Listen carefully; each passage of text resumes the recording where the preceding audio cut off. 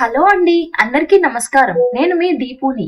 ఈసారి మన బుర్ర కథ జెన్జీని తప్పుదారి పడుతున్నారని వస్తున్న నిందల గురించి. ప్రశ్నించడం మార్పులో భాగం కావడం ఇది మంచి పరిణామమే. కానీ మన మూలాలన్నీ ప్రశ్నించడం, దేశమాతని అగౌరవపరచడం, ఒక రంగుని ఒక పార్టీకి ఆపాదించడం ఇది కరెక్టా?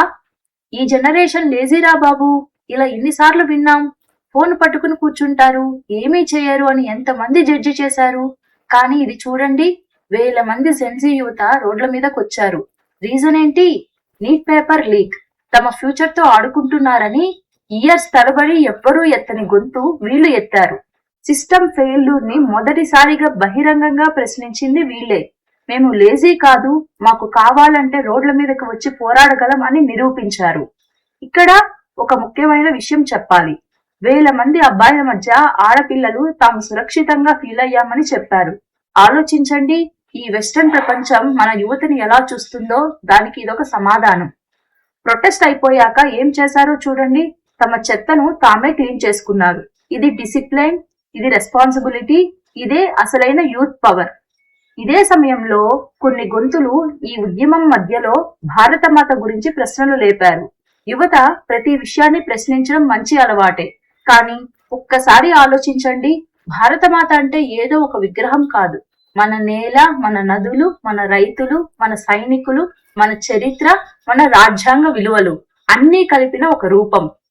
ప్రతి రాష్ట్రం, ప్రతి భాష, ప్రతి సంస్కృతి ఆ ఒక్క రూపంలో భాగమే. భారతమాతని గౌరవించడం అంటే మన మూలాలని గౌరవించడం. ఇది ఏ ఒక్క పార్టీది కాదు, ఏ ఒక్క మతానిది కాదు, ఇది అందరిది. ఇప్పుడు మరో కన్ఫ్యూజన్, కాషాయం రంగు గురించి. మన సంస్కృతిలో కాషాయం అంటే త్యాగానికి, ధైర్యానికి, నిస్వార్థానికి సంకేతం. వేల సంవత్సరాలుగా సాధువులు, యోగులు ఈ రంగును ధరిస్తున్నారు. సెల్ఫ్లెస్నెస్ కి సూచనగా. మన జాతీయ జెండాలో కూడా పైన ఉండే రంగు కాషాయమే. దాని అర్థం స్ట్రెంగ్త్ అండ్ కరేజ్. ప్రతి ఒక్కరికి రాజకీయ అభిప్రాయాలు ఉండొచ్చు, కానీ ఒక సాంస్కృతిక చిహ్నాన్ని పూర్తిగా ఒక రాజకీయ గుర్తుగా మాత్రమే చూడడం సరైనది కాదు. కానీ దీని ఒరిజినల్ కల్చర్ అర్థం వేరే అని గుర్తించుకోవాలి. సింబల్ ని అర్థం చేసుకోవడం వేరు, ద్వేషంతో చూడడం వేరు. సిస్టమ్ ని ప్రశ్నించండి, కరప్షన్ ని ఛాలెంజ్ చేయండి, మార్పులో భాగం అవ్వండి. రోడ్డు మీదకి రండి, గొంతెత్తండి, ఇది మీ హక్కు. కానీ సిస్టమ్ ని ప్రశ్నించండి, వ్యక్తిని అటాక్ చేయకండి. ఎవరైనా ప్రజాప్రతినిధి కావచ్చు, వారి నిర్ణయాల్ని గట్టిగా ప్రశ్నించండి, కానీ వ్యక్తిగత దూషణలు అవసరం లేదు. మన తండ్రిని అవమానిస్తే రేపు మన ఇంటి పరువు మనమే తీసుకున్నట్లు. మీకు ఉన్న ఒకే ఒక గొప్ప ఆయుధం ఓట్. దాన్ని ఆలోచించి సరైన రీతిలో అసభ్యతతో వాడుకోండి చాలు.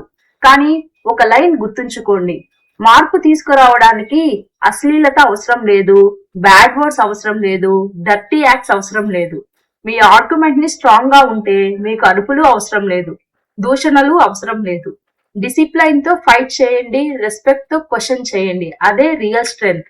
మోడర్న్ బుర్రకథతో తర్వాతి ఎపిసోడ్ వరకు జై హింద్.